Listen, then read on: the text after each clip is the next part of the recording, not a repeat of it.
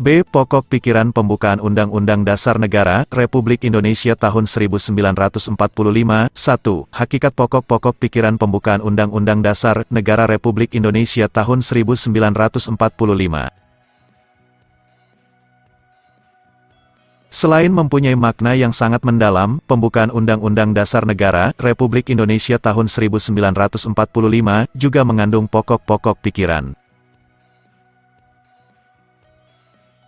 Pokok-pokok pikiran tersebut menggambarkan suasana kebatinan dari Undang-Undang Dasar Negara Republik Indonesia tahun 1945, serta mewujudkan cita hukum yang melandasi hukum dasar negara, baik yang tertulis maupun yang tidak tertulis. Pokok-pokok pikiran tersebut diantaranya sebagai berikut. A. Pokok pikiran pertama, negara melindungi segenap bangsa Indonesia dan seluruh tumpah darah Indonesia dengan berdasar atas persatuan, pokok pikiran persatuan. Pokok pikiran ini menegaskan bahwa, dalam pembukaan UUD Negara Republik Indonesia tahun 1945, diterima aliran negara persatuan, negara yang melindungi dan meliputi segenap bangsa dan seluruh wilayahnya. Dengan demikian, negara mengatasi segala macam paham golongan dan paham individualistis. Negara menurut pengertian pembukaan Undang-Undang Dasar Negara Republik Indonesia tahun 1945, menghendaki persatuan, dengan kata lain, penyelenggara negara dan setiap warga negara wajib mengutamakan kepentingan negara di atas kepentingan golongan atau individu. B. Pokok pikiran kedua, negara hendak mewujudkan keadilan sosial bagi seluruh rakyat Indonesia. Pokok pikiran keadilan sosial. Pokok pikiran ini menempatkan suatu tujuan atau cita-cita yang ingin dicapai dalam pembukaan UUD Negara Republik Indonesia tahun 1945, serta merupakan suatu kausa finalis, sebab tujuan. Dengan demikian, penyelenggara negara dapat menentukan jalan serta aturan yang harus dilaksanakan menurut Undang-Undang Dasar untuk mencapai tujuan memajukan kesejahteraan umum yang berkeadilan. Pokok pikiran kedua ini hendak mewujudkan keadilan sosial yang didasarkan pada kesadaran bahwa manusia mempunyai hak dan kewajiban dalam kehidupan masyarakat. C. Pokok pikiran ketiga, negara yang berkedaulatan rakyat, berdasarkan atas kerakyatan dan permusyawaratan, perwakilan. Pokok pikiran kedaulatan rakyat. Pokok pikiran ini mengandung konsekuensi logis bahwa sistem negara yang terbentuk dalam Undang-Undang Dasar harus berdasarkan atas kedaulatan rakyat dan permusyawaratan, perwakilan. Pokok pikiran ini sesuai dengan sifat masyarakat Indonesia yang selalu mengedepankan asas musyawarah untuk mufakat dalam menyelesaikan suatu persoalan. Pokok pikiran ketiga ini merupakan pokok pikiran kedaulatan rakyat yang menyatakan bahwa kedaulatan berada di tangan rakyat dan dilaksanakan menurut Undang-Undang Dasar. Pokok pikiran inilah yang merupakan dasar politik negara. D. Pokok pikiran keempat, negara berdasarkan atas ketuhanan yang Maha Esa, menurut dasar kemanusiaan yang adil dan beradab. Pokok pikiran ketuhanan.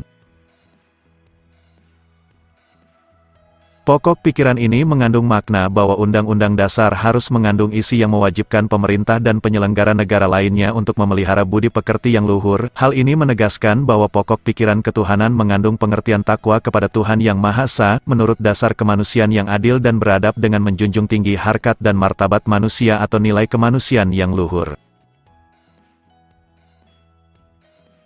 2. Arti penting pokok pikiran pembukaan Undang-Undang Dasar Negara Republik Indonesia tahun 1945. Kalian telah mempelajari bahwa setiap alinea dalam pembukaan Undang-Undang Dasar Negara Republik Indonesia tahun 1945 secara yuridis memiliki makna yang sangat dalam dan penting. Demikian juga dengan pokok-pokok pikiran yang terkandung dalam pembukaan Undang-Undang Dasar Negara Republik Indonesia tahun 1945. Apabila kita perhatikan bahwa keempat pokok pikiran pembukaan Undang-Undang Dasar Negara Republik Indonesia tahun 1945 adalah pancaran dari nilai-nilai Pancasila. Kemudian penjelasan Undang-Undang Dasar Negara Republik Indonesia tahun 1945 sebelum amandemen menegaskan bahwa pokok-pokok pikiran tersebut meliputi suasana kebatinan dari Undang-Undang Dasar Negara Indonesia. Pokok-pokok pikiran ini mewujudkan cita-cita hukum, reside, yang menguasai hukum dasar negara, baik hukum yang tertulis, Undang-Undang Dasar, maupun hukum yang tidak tertulis. Undang-Undang Dasar menciptakan pokok-pokok pikiran ini dalam pasal-pasalnya. Berdasarkan pengertian ini, dapat disimpulkan bahwa pokok pikiran yang terkandung dalam pembukaan Undang-Undang Dasar Negara Republik Indonesia tahun 1945 adalah sumber hukum tertinggi di Indonesia. Konsekuensi dari kedudukannya sebagai sumber hukum tertinggi di Indonesia, pokok-pokok pikiran yang terkandung dalam pembukaan Undang-Undang Dasar Negara Republik Indonesia tahun 1945, dalam realisasinya harus dijabarkan dalam semua peraturan perundang-undangan yang berlaku di Indonesia, seperti ketetapan MPR, undang-undang, peraturan pemerintah, dan sebagainya. Dengan demikian, seluruh peraturan perundang-undangan di Indonesia harus bersumber pada pembukaan Undang-Undang Dasar Negara Republik Indonesia tahun 1945 yang di dalamnya terkandung asas kerohanian negara, yaitu Pancasila.